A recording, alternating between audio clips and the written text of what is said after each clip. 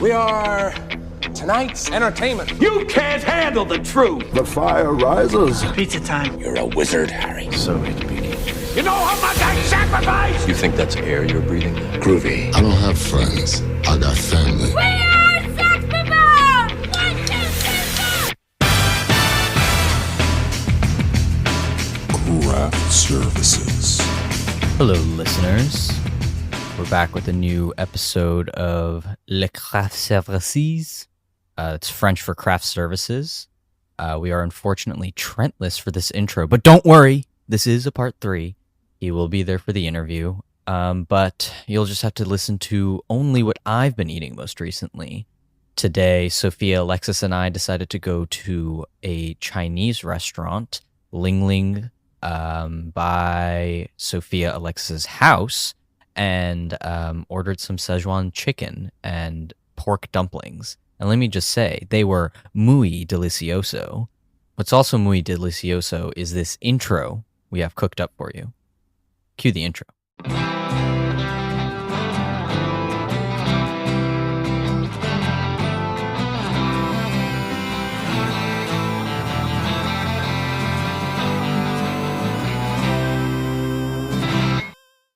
Welcome back to Craft Services, where we talk about the movies. Each week we talk about a film and hopefully have a crew member of that film to talk with us about their experience working on the picture. This week, we're concluding our discussion of Civil War with actor Jefferson White, a close personal friend of mine now. Jeff is a great guy, a great actor, and a great director, which we kind of get into in this episode. We get into some other projects that he's working on. We get a little past Civil War. We talk, I think we open with Yellowstone talk. He's fan favorite character Jimmy Herdstrom. And he talks a little bit about that, a little bit about Taylor Sheridan, talks a little bit about working on Hellboy the Crooked Man. Very exciting. He's in the new Hellboy movie. And then he talks about the movie that he directed and another movie that he's starring in. But I don't want to give too much away. Without further ado, why don't we cue the interview?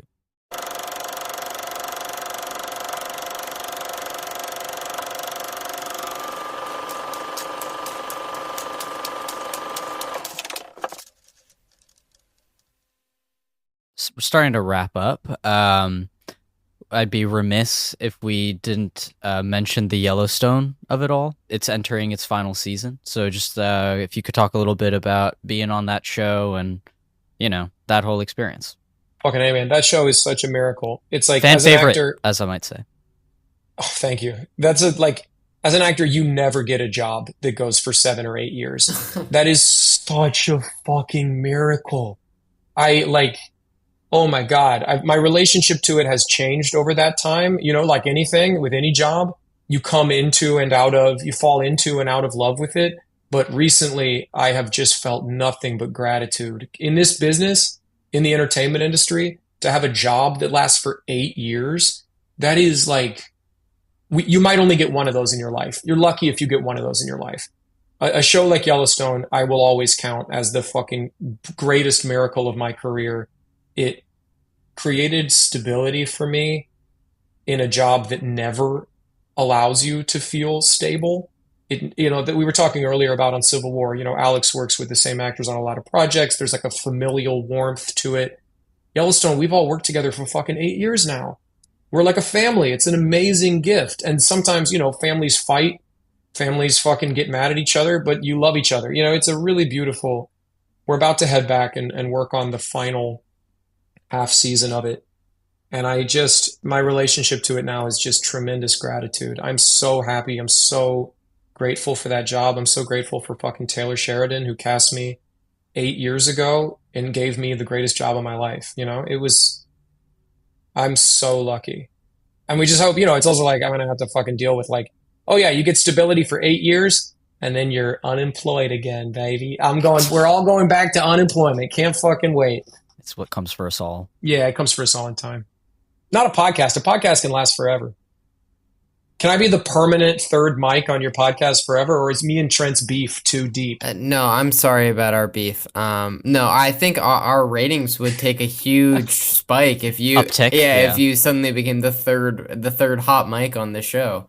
So I was the host of the Yellowstone official podcast. I'm a proven podcast asset. I was just gonna say, yeah, when Yellowstone reaches its inevitable end, if you have some more free time, you can come spin your wheels with Parth and I. Nothing but free time, baby. But Yellowstone question: when you first got cast, did you? I doubt you knew it would. I haven't watched the show. Did you know it would be like? Yeah, just another shot at you. I know, bro. The many slights, the many ways in which you're tearing me down. I doubt you knew. Parth, will you tell Trent to stop negging me? I try my best, but he's his own man. I doubt you knew when you first got cast it would go on for 8 seasons. But like, did you know that you were going to be like a reoccurring character for the whole season, or were you just signed for like a few episodes, or did you know that? Did you know what you were in for exactly when you first got involved? To some extent, I knew I was going to be what's called a series regular, which means you're in most of the episodes. You know, so. When your contract is initially negotiated as an actor, they say to you, okay, you're either a guest star, a co-star, a recurring guest star, or a series regular. And a series regular means you're in most of the episodes. So I've been in Yellowstone from the very first episode, and I've been in every episode of the show, which is like, there was a few episodes there. You know, Jimmy went away for a little bit. I think of it. Do you guys watch Game of Thrones? Oh yeah. Well, I have. I don't think Trent has. Another beef. Damn, dude. Well, in Game of Thrones, there's a character called the Hound who sort of goes away for a little bit and comes back. So Jimmy went away for about 6 or 7 episodes and then miraculously returned.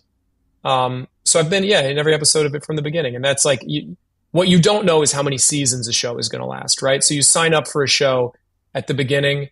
You don't know if people are going to watch it. You don't know, no matter how good the show is. I've been a part of really, really good shows that nobody watched. It's kind of two different things, you know. The ultimate dream is to get on a show that you like, that people watch, and you never know. So we loved the script. We made the first season. We had no idea whether anybody was going to watch it or whether it was going to be a flop. And then happily, it found an audience. And from season to season, that audience kind of kept growing. We had a few moments there, especially after the first season, where it was like, okay, that was an incredibly expensive show. This is a new channel. It's a channel called the Paramount Network. There's not really other shows on this channel propping this up. We're kind of hanging out here by ourselves, trying to build an audience. So there was a moment there where we almost didn't even get to a second season, or at least that was my experience of it. And then since then, you're just every time you get a new season order, that's like it's such a miracle, man. That show has been such a series of happy miracles.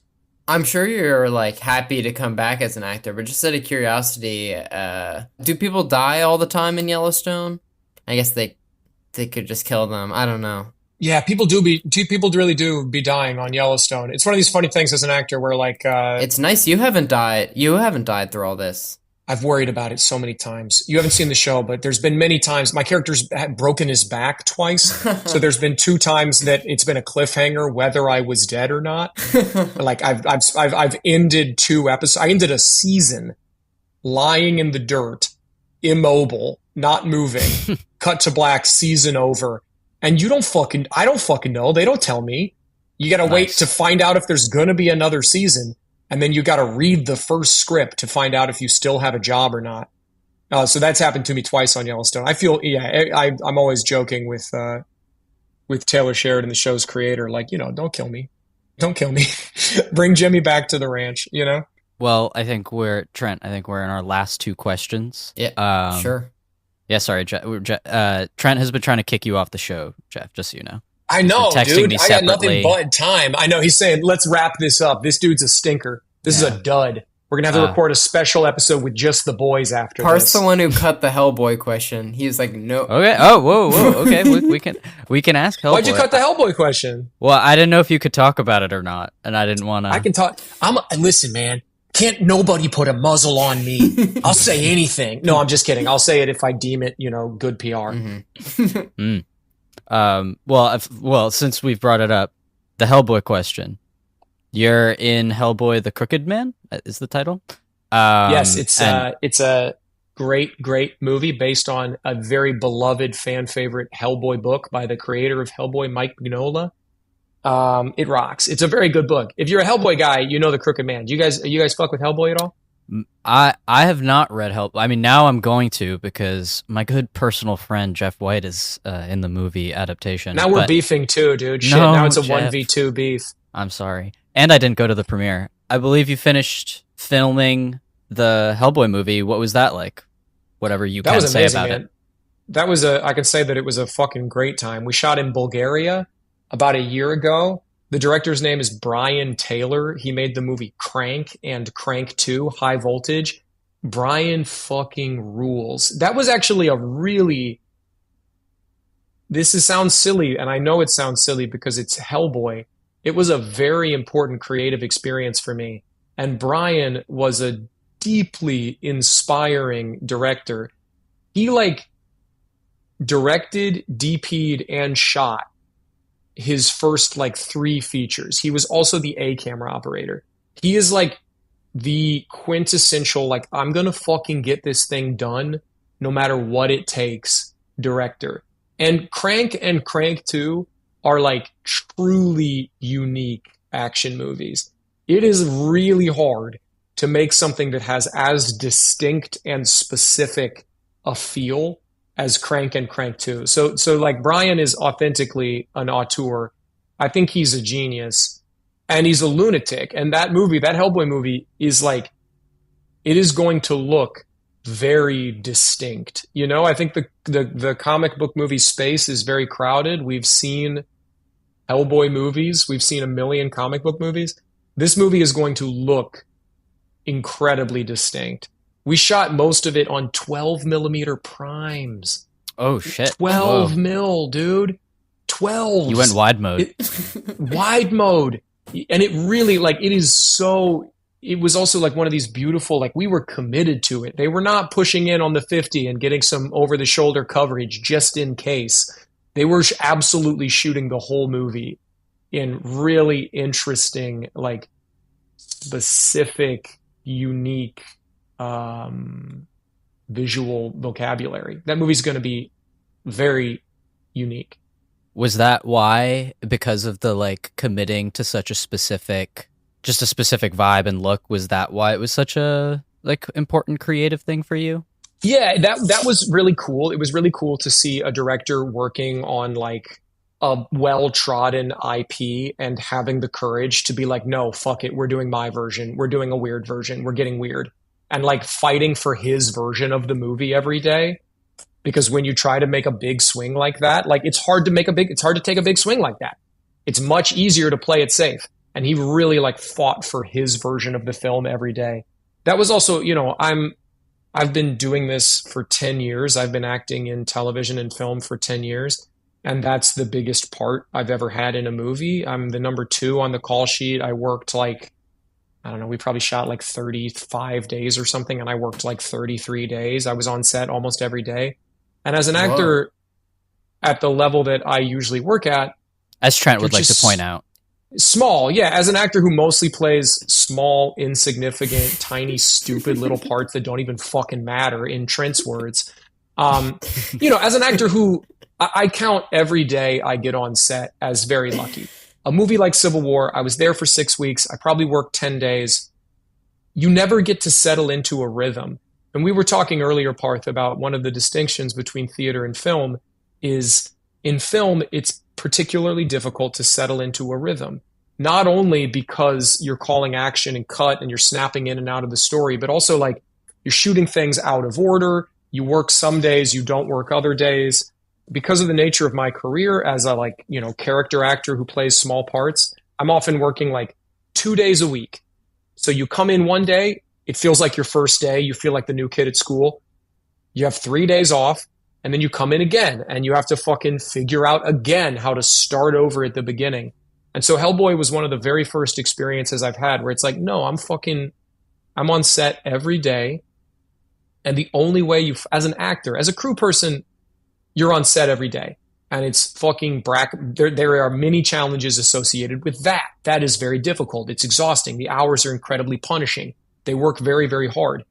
as an actor, you don't really get to find out if you like being on set every day until you get to be on set every day. And I had worked for 10 or 11 years in the industry without ever finding out, hey, do I like this? Do I want to be on set every day of my life? Right. Like, am I really about that life? Do I really have that dog in me, in Trent's words? And like Hellboy was the first chance I got to be like, oh shit, I want to live my life on set. I want to be on set. This is an environment that I cherish and I really do want it. It's not just like something that I, am excited because of the novelty of it. I like love that lifestyle. I love being around creative people, solving problems and like living in the day-to-day reality of filmmaking. So I walked away from that movie being like, oh, I have to change my life. I have to figure out how to be on set every day, regardless of the scale of the project. I do a lot of production sound. I camera operate. I do a little bit of everything. And I do a little bit of everything because I need to be on set. And as an actor, you have very little control over your own life. I don't really get to choose when I get cast in a movie like Civil War. I fucking wish I did more than anything. But I don't, I audition for a bunch of stuff. And when I get to act, I feel lucky. But as a sound guy, I can kind of go and be on set if I want to. If I want to go make something, I can go make something. And it led to me directing my first feature, which we just wrapped on. This dovetails so beautifully Oh, yeah. into our next question. Thank you for giving us the segue. Call me Jeffy Dovetails. Oh, wow. I won't. So yeah, you, as you just said, just wrapped your first feature as a director, your directorial debut, as I understand it. And I worked on it. I wrote in my question lists, how good of a job did Parth do? Would you hire him again? He just wants to be loved. These are all in the document. And your answers to all of these, I mean, I guess we're just sort of interested in that. Parth did a great job. Parth worked on our film. Parth is so one of the things I was just saying is I had to kind of figure out how to be a holistic filmmaker so that I could figure out how to live my life in film. I would describe Parth as a, multi-hyphenate, very talented, holistic filmmaker. Parth directs, he produces, he works in the camera department, he hosts a podcast. That's Parth was indispensable on our little movie. Truly. And sorry, Trent, you just must be really feeling bad about not sort of receiving this love and adulation. But Jeff, if you could maybe talk a little bit about what the movie's about, a little free promo on Craft Services. Hell yeah. We'll really help Caravan. I'm going to pitch it. So the movie is about, there's a common practice among diabetics in the United States. In the United States of America, the richest country in the world, prescription drugs are insanely, prohibitively expensive. We have an extremely fucked up healthcare system. So a vial of insulin, which would last a diabetic maybe a week and a half, costs $350. Which means if you have diabetes and you don't have health insurance, you have to pay about $1,000 a month just to stay alive. It's not optional. You have to do it. You'll die if you don't take it, and it costs $1,000 a month. It's like paying $1,000 a month of rent just to live in your body. So there's a common practice among diabetics in the United States of going across the border to Canada or to Mexico to buy insulin, because right across the border, it costs about 1/10 as much. And literally the only reason is that in America, you can get away with charging 10 times more for insulin. So this movie is about a carpool caravan of diabetics who go from New York City to Toronto to buy insulin. And our main guy is a diabetic who is deeply depressed, and he's stuck in a car going from New York to Toronto with his very recent ex-fiance, who we just found out had an affair.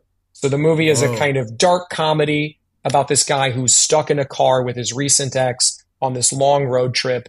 As his mental health declines, as his physical health declines, they're sort of picking up a ragtag group of healthcare refugees.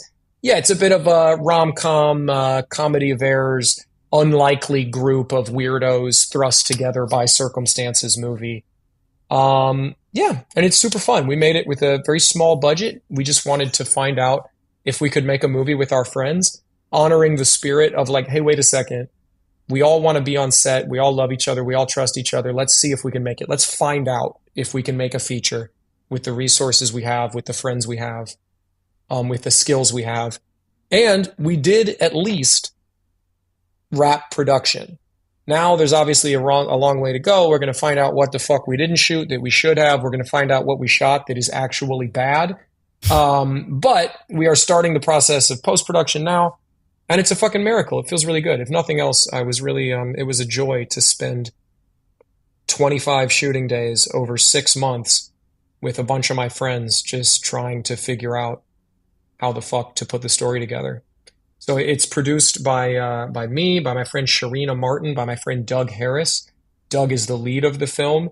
Doug also was very involved in writing the story of the film. He has diabetes, and a lot of the experiences in the film relate to experiences that he's had in his real life.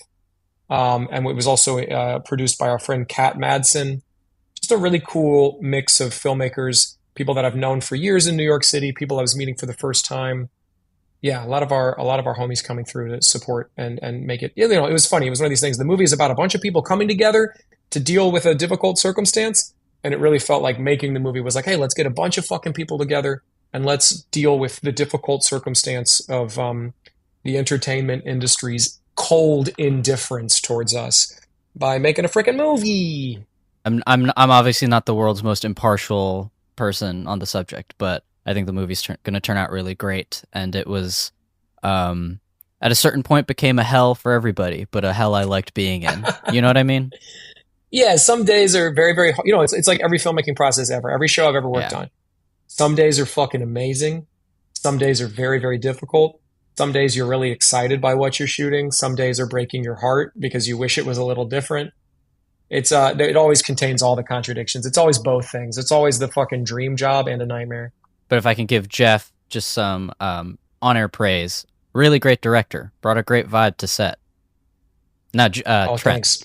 Cut me off because Parth, stop talking. And it can't be. And you're going right into, I believe, as we talked about before we started recording, into acting in another feature of sort of the same a group of bandits of our sort of compadres. Yeah, so we're going right into production. The DP of Caravan is a guy named Adam Volerich, who's a friend of the show. Sort of friend of the show, holistic filmmaker. He's an incredible director. He's an incredible writer. He's got his own podcast called Eye of the Duck.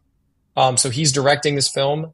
The working title is Drinksmas. It's about a bunch of alcoholics in a dive bar around Christmas. It was written by our friend Leo Winters. And we got a really fucking cool cast of neat old New York character actors. It's going to be like 8 days in a bar. We're really looking forward to it. We start production in 2 days. Actually, the day this episode comes out will be the first day of filming. So. Oh shit! Wish us luck. Good luck, future us. And you're filming in this house and our drinking hole of choice. So that's Ellenwich. Yes, the Ellenwich pub. So you'll like it for like day 1, and you're like, this is cute, and then by day like 12, you'll like fucking hate it. I'm sure. Well, thank God the schedule's only 8 days. But yeah, we'll get out of there before it gets too bad. Yeah. Oh wait, how'd that happen? Whoa! What the hell? Did you see that? You can't tell at home because this is a podcast, but we made a heart on our little screens, and it created little heart. Why emojis. can everyone but me do it? Your hearts are bad. You might not Trent. have the updated. It's because I dude. insulted you earlier. Yeah, Trent has been talking shit this whole time. We're in a famous beef. That's good. That's good for numbers. You guys are trying to do numbers. Somebody's going to have to yell something crazy. Conflict breeds. I think it's going to be Trent. Trent was saying all sorts of weird stuff before we started rolling. Do you want to say any of that again, Trent? Jeez, Jeff. All right. So I'm just kidding. We just met for the first time today. I'm going a little too hard. It's because I feel so comfortable around Parth. I'm sorry, Trent. Yeah. I'm a normal guy. No, me too. So that segues us perfectly into our Big Kahuna final question. Would you say so, Parth? Yeah, it's time for the Big Kahuna final question. So, don't get scared, though. Don't get scared, Jeff, because our Big Kahuna I'm scared. Because our Big Kahuna final question, simply put, is what is the last great film you have seen as a viewer? And it has to be. It can be a first time. It has to be great, watch. not just good. It can be a first time watch or a rewatch, but it has to be a great movie. Okay, well, I saw Civil War like 5 days ago, so I'm going to say Civil War, but that's a cop-out, so I also want to say another one. Sorry. Yep. I'm gonna do two on this one. I just watched Persona by You were Ingmar talking about Bergman. Persona. You're very Persona pilled these days. I'm extremely Persona pilled these days. That movie fucking rules. I'm working my way through the Sight and Sound list of 250 best films in history. So, because I have a theater background, so I'm a fucking moron when it comes to movies, and I'm extremely ignorant, particularly when it comes to international film. So I've been watching smart guy movies for like the past year or so. And the most recent one we watched was Ingmar Bergman's Persona, and it fucking bangs. It's super watchable. If you're a person who hasn't seen that, who might perhaps be intimidated by it, and I know the fucking nerds listening to this podcast, they're not intimidated by any film. Oh yeah, we watch all sorts of artsy shit, man. First of all, fuck you. You guys don't know me. You don't know my life. You don't know what I've been through. Second of all, please watch Persona. It's great. You know, the listeners of this podcast. Trent, is that like the fastest movie recommendation we've gotten? People usually really struggle People with that scratch their question. heads for a long time, and they're like, "Oh, I work in this industry. I'm just so busy. I can't remember." But you're giving us multiple answers. No, literally. That's an affectation. I can keep going all day. People don't want to say one because they're worried that it's like Schrodinger's movie pick. They want you think you seem smarter if you're like, oh, there's so many amazing films. How could I pick just one film? Yeah, just fucking pick one. The Matrix Reloaded. There we go. It's like, Oh, and that's the episode you're on Eye of the Duck for too. Yeah, that's one Several of years ago. Oh, wow. One of my favorite movies of all time. There's like 5 of the best 10 action sequences of all time in that movie. I would also say there's at least 2 in Legend of the Drunken Master 2, just to bring this all full circle. Whoa. You put a peace sign up and balloons popped up. Jeff is now flexing towards the camera. oh no, it's raining. But it makes It's me sad raining. for some reason. Trent, do you want to wrap? This is like the most unhinged ending to an episode. Yeah, but- Was I too weird? Well, you guys, can we just do this whole thing again and I'll be less weird? How many people listen to this? I've been treating this as though nobody listens to it. You Jeff, continue to you came- to you treat came- it that way. you came in with the right attitude. I've been treating this as though there's going to be no public accountability for my bizarre behavior. That's So I'm mostly glad- true. yeah. You You wouldn't would have to you would not- admit yeah. to like serial murder for someone to like call in. Do you want me to? Just for the sake of the ratings? Yeah. I mean, it might work. It out could for draw us. some attention to our program. Well, we don't. Just as long as we're doing that, Trent, do you want to say some of that stuff you said before we started rolling? No, I'm like actually waiting for the episode to end so I can very carefully articulate an apology. But thank you so much. For what you said before, for what you said earlier. And for what I'm going to say. And so we can get to gosh. that. Thank you so much to our guest, actor Jefferson White, who has been in such film, not TV shows like Yellowstone, but films such as Parth, films such as Eileen, and of course, our film for this week, Alec Garland's Civil War. Thank you so much for being with us. It really was very fun. Thanks for having me, guys. I'm sorry if I was too weird. Not No, at all, Jeff. please. You were perfect. Weird. Perfect weird.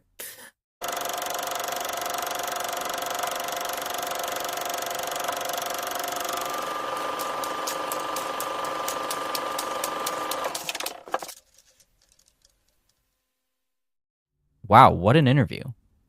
I really wish Trent was here to sort of bask in the glory of Jeff getting him back at the end of the interview for, just sort of disrespecting him throughout. Don't worry, Trent has been appropriately scathed in person for his on-air behavior, but just trust me when I say he didn't mean anything he said.